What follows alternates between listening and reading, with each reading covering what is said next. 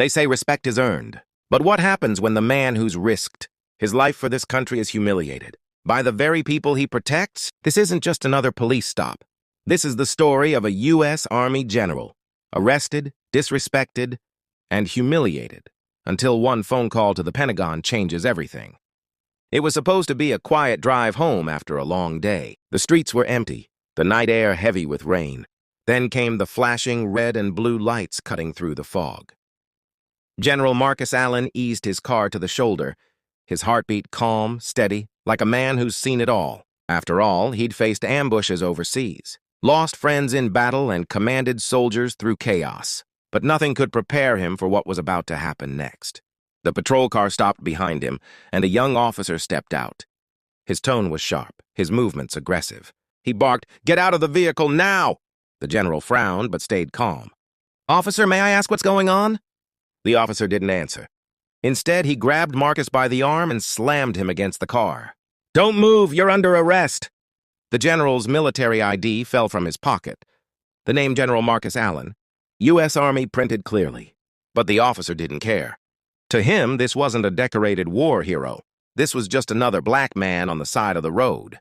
The general tried to reason with him. "Son, you're making a mistake," the officer scoffed. "Yeah, and I'm the president. Save it for the judge." Rain kept falling, washing down the general's face as he stared ahead, silent. In that moment, he remembered something his father once told him: never fight ignorance with anger. Fight it with dignity. So instead of reacting, he made a choice that would change the night completely. "Officer," he said quietly, "before you go any further, I need to make one call." The officer smirked. "Make it fast." Marcus dialed a secure number. "Pentagon operations. This is General Allen. I've been detained by a local officer. Please confirm my identity immediately." The line went silent. Then came the response. "Copy that, General." "Stand by." Within minutes, the officer's radio exploded with chatter.